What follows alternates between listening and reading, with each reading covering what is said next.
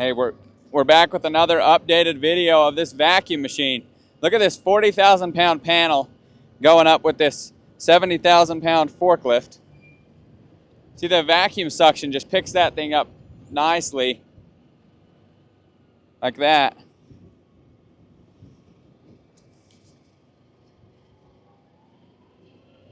As you can see, in order to be the center of the load, they have a couple of these vacuums turned off. So this is the back end of this vacuum. You can see the pads, they're just turned off.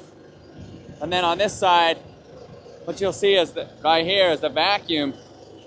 It has a backup vacuum as well.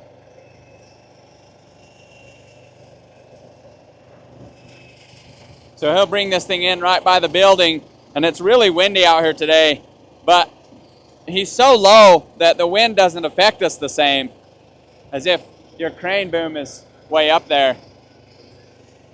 So you'll watch him, you rotate this thing into place, and he doesn't need guy wires, he doesn't need people tending the strength there.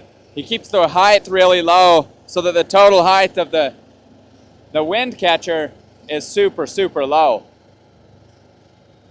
And that right there is as high as the panel ever gets. That actually gets, that's as high as the panel gets above the roof, maybe 8 feet above the roof, because the bottom's off the ground a couple feet. And then the wind can only catch that top little section. And the machine handles it great because the machine never lets it get in any kind of momentum. It doesn't get wind swinging momentum. And then the man in the basket is protected by the building.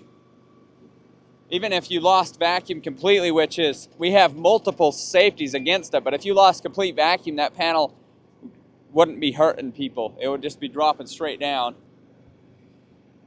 And then he's able to set that thing right into place with how much machine control he has. And we can see his vacuum right here. We can see he's able to read the vacuum right there on the screen, the touch screen. He's able to control all of this with his fingers.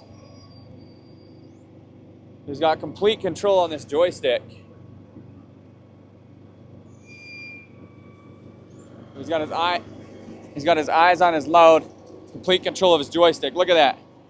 It's set down tight. It's up against the side. And he can rotate it. You can actually see he can tip it this way, or this way, or this way. Complete machine control. You can see the vacuum. It's right here. You can see the amount of vacuum he has right here. This one is turned off completely because of this window opening. Because of the window opening, they just turned the whole bay off. And it's rated for it, so it's good to go. Then we come around the back side of the building. This is how we're able to connect the building. This is how we mount the panel. So you can string line off of the beam, set those bottom anchors. And then you set more anchors like that. And you can actually see multiple anchors. The engineer calls for however many he needs. And then if you have a girder beam too close, you put the anchor on an angle, the Z bracket.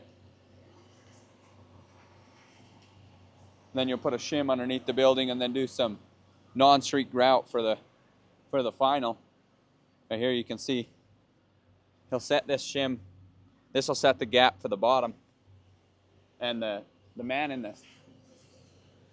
this guy in the man basket will set the spacer wedge for the top. And you can see it's sitting down tight there, but then there's a spacer right there for the base. So that's how you'll set it square. He's over here adjusting this exactly where it goes.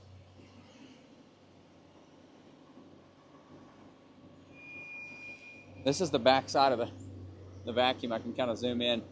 That hole is where the vacuum will suck the air out. It has that foam.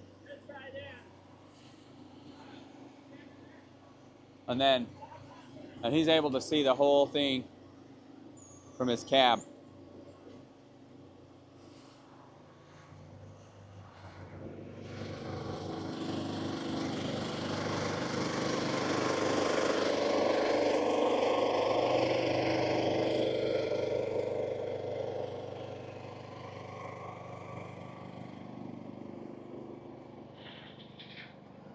That's pretty much it, guys.